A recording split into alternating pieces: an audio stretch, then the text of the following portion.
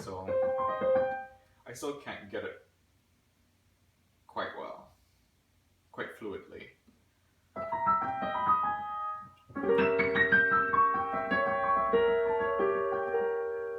So where he has Chopin has a bunch of diminished chords.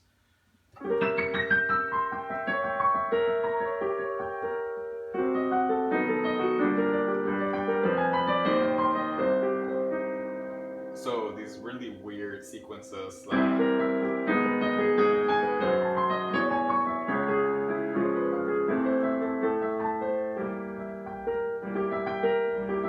it's hard to memorize because you don't know which 4 notes of the diminished chord he's using.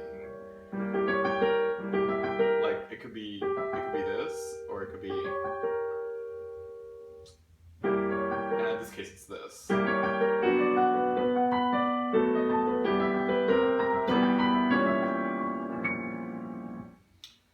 So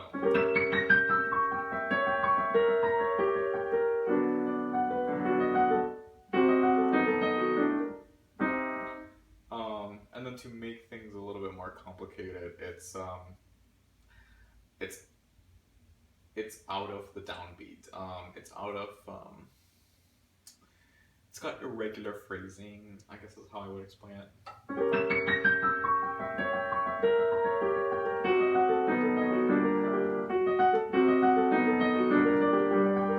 And when I was trying to memorize this, I tried to sing it as well, but it's very difficult because, well, you have some chromaticism, and you just have to have a really, really good ear, and I don't really have a good ear. I don't have a good ear yet.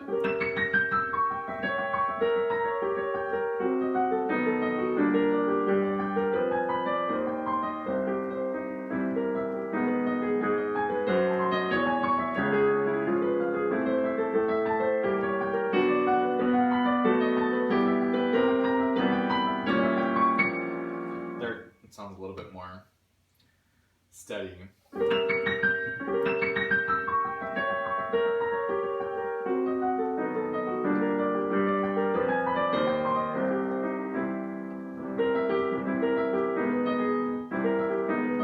Some of the transitions make sense.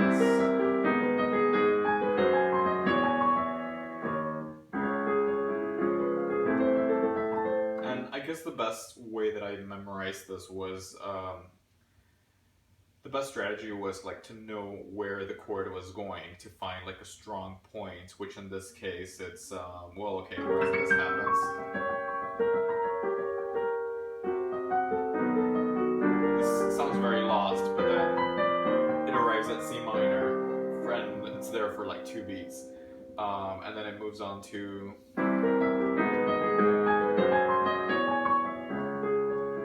C sharp minor.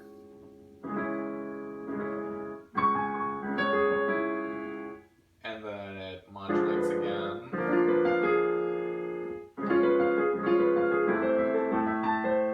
To A minor. B minor. And leading to E minor.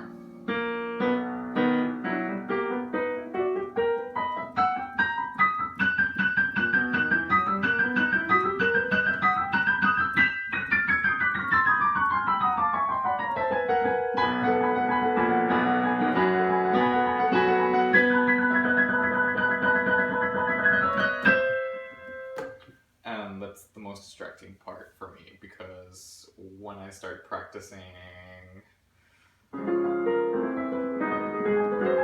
that part, I just really want to lead up to the end and you know, and to the end of the cadenza. It's very easy to get sucked into the music, and that's one of the things that makes it difficult for any musician to practice. I think it's just like a combination of you know, a piece is a combination of technical issues, but there's also a lot of spirit, and there's a lot of imagination that the musician plugs into when he's playing, that it makes it very difficult to practice.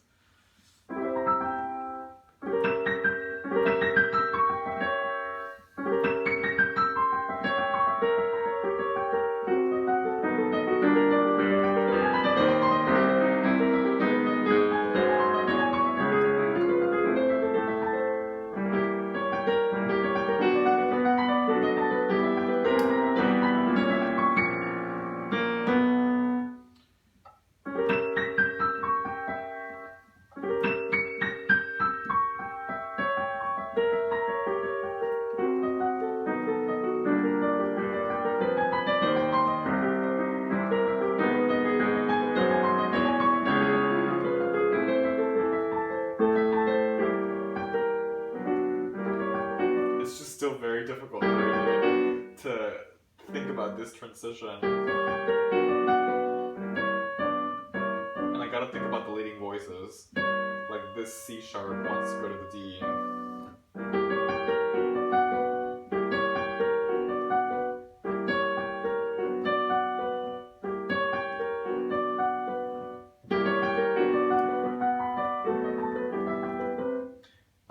And I wonder if I slowed it down, if I'd be able to get it right. Um, but the thing is, I mean, yes, that's true, but I have to find a trick that works at the speed that I'm going to be playing this piece. Um, which is a reason why, as well as theory, I don't think that it's going to help you get through a passage like this. And this is one of the things that I've been exploring with the memorization of the Chopin concerto. There are so many modulations, there are so many unexpected things that he does, a lot of written in improvisations for the melodies. And it's really, really difficult to say, oh, if you know a little bit of theory, you'll be able to memorize it very cleanly. Um, or even slightly better. I mean, I would say yes, all of those things do help, but like I tell a lot of people, just because you know how, uh, just because you have really good grammar, uh, doesn't mean that you're going to be able to remember a speech word for word and be able to deliver it to an audience. Um, and that's essentially what music is. You're trying to remember something like word for word. You're not memorizing, a point, a bullet point.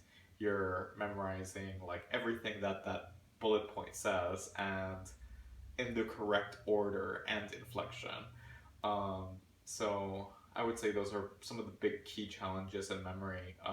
With this passage, and again, I have to stress the importance of, yes, theory is important, but more important than that is like finding cues for yourself that you are able to identify and follow through a passage that is going to go this quickly. um, you're driving at so many miles per hour. What can you identify? Can you see what kinds of flowers there are on the road? Maybe, maybe not. Can you identify signposts a little bit better? Yes. But you can't see so much detail when you're driving so fast. So you have to find something that you're able to identify and kind of like you know, sync up little milestones, which for me in this case would be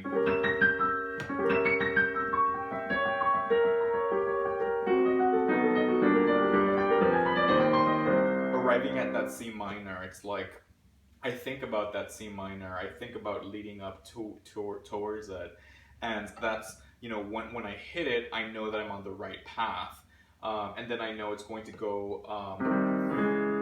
And then I know that after that chunk, Chopin's going to lead to the C sharp minor. So then I think about that as a milestone, but I can't be thinking about, oh, this is, I don't even know what this, this is this diminished chord, and then something diminished chord, another diminished chord, another diminished chord. It's just like your mind won't be able to how can I say it, to concentrate very well, or to process that information as quickly when you are when you are delivering a performance. And I think that's the tough part. Musicians, they think that, or most pianists, they think that they practice, that they work out their memory issues, but they play slowly, or they try to listen to logic at a certain speed, but nothing really prepares you for those memory slips than playing at the proper speed and devising checkpoints for yourself that you can identify at that speed. And I would say that that's the biggest, that's one thing that a lot of pianists should think about, because you're processing so many notes. It's very difficult to think about theory all the time, and even if you know theory, the composer could switch something up on you. Uh,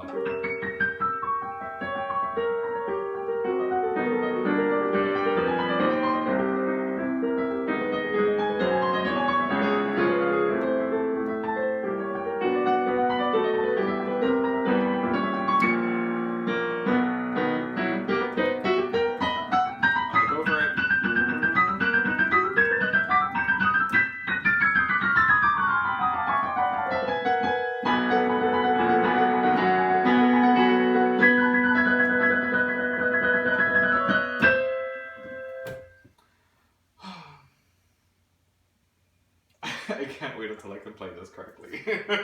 um, but yeah, and so I'm going to be trying to record my practice sessions a little bit more frequently. It's just been recording for me is not something that I really like to do, or recording, practice videos that are oriented towards somebody else is not something that I really think about. My thought process is, it exists on paper and it exists on, um, as I'm working on something in a practice session, but it's not something that I really think about like, oh, I want to make a video about this and show people how to do something, because even with my students, it's like very individual, very uh,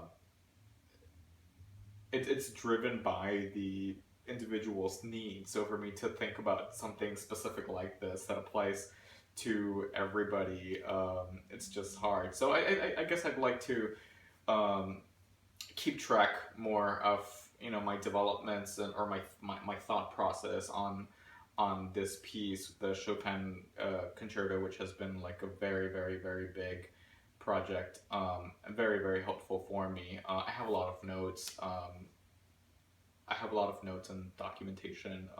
I call them my lab notes because I'm really really trying to apply different strategies and thinking about what kinds of memory,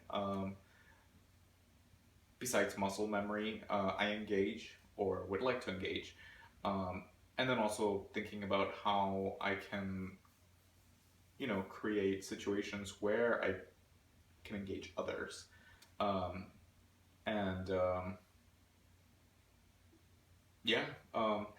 I'll be recording a run through of the whole piece shortly. Um, if not today, tomorrow. There's just this other this other section that I haven't reviewed in a while, but it's probably like sitting down in the back of my head. It's probably settling, um, and so I should just be able to, when I bring it back, it should be a little bit stronger, just because it's been settling for a long time. Um, Memory works in very mysterious ways. Um, uh, so yeah, I'll keep you posted.